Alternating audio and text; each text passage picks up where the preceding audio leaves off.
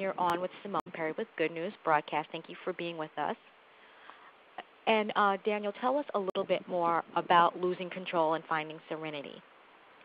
Well, the concept behind losing control, finding serenity, is that there is an inverse relationship between control and serenity. The more that we control, particularly excessively control, the less serenity we'll have in our lives. And in my book, Losing Control, Finding Serenity, expands upon that concept by providing true case studies and histories about people who control excessively in their lives, whether it's overmanaging their children or hovering over their workers at the workplace, or demanding and assisting and advising their wives and their children at home. The harms and repercussions that come from that, not only to the controller, but to the people they're trying to control. Now, how does our need to control, how does that stifle life's possibilities?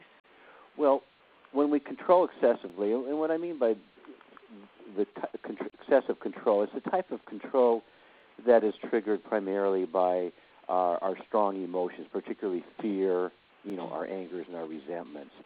Those types of emotions and feelings, when we don't deal with them, when we don't address them, they fester inside until they come out, oftentimes in explosive type of conduct that's very, very controlling. And when we do that, there's great harm that can come from that. And when you can control it excessively, it's like you have blinders on you, and you're not able to really see what's really before you. In other words, you're not going to see the life choices, the life opportunities that are there, because you're so narrowly focused on your controlling action. So that's what I mean by it stifles life's possibilities. Now, what happens when you stop worrying so much about having control? What are the benefits of doing that?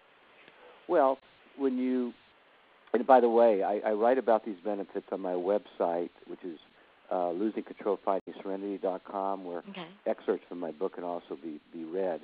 But the benefits is just almost like the opposite. In other words, when your blinders come off, when you give up control, when you let go of control, and when they come off, you can see more, literally, and your relationships improve. You have greater intimacy with your children, your family, and your close friends. You actually fear less. You have less fear.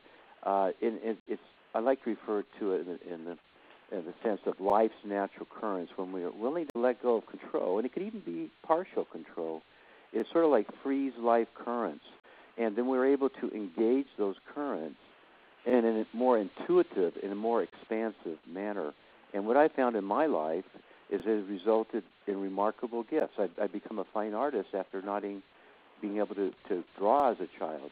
I've had my poetry published. I've returned to playing tennis and winning tournaments.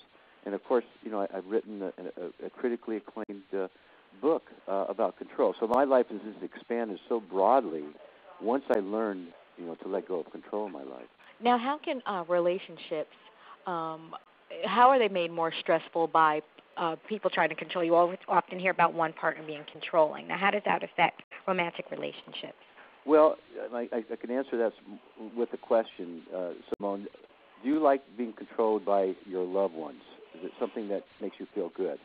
And most people will say, not only does it not make me feel good, but I'm angry and I'm embittered by that. So when we're trying to control our loved ones, it breeds dissension and disharmony, and that interferes with the relationship, because our focus is really on trying to change the spirit and the nature of others.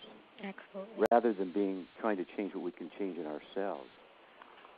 So how can we accept our friends and family for who they are?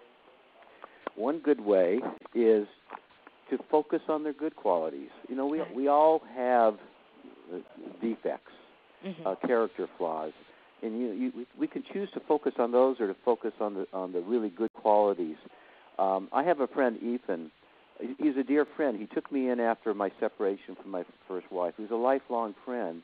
He had this idiosyncrasy that drove me crazy, and he didn't have an answering machine at home, and so I could never leave him messages when we needed to get together. I needed to change plans.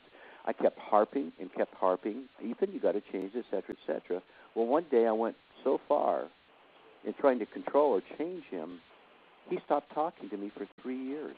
Wow. Yeah. And so it wasn't until later we did renew our friendship because we had joint friends, and I stopped doing that. And I realized, first of all, I can't change him, but what can I change in my ways? And I realized I just will not make plans with him if I have to get a hold of him and leave a message. And as a matter of fact, we went out to a museum opening last week. We see each other less, but our bond is closer than ever because I'm knowing Ethan for what's good about him, not about the things that I don't like about him. Because certainly I have a lot of things people don't like about me, and I hope they would look at my good qualities. This has been wonderful. And I have one last question for you. Sure. What is good news for you? What good news is for me is being aware of the beauty that's all around me. And I have that stickered to my computer. If I can be aware and be grounded and be in the present moment, I'm going to be aware of the beauty all around me. And there's so much beauty around me.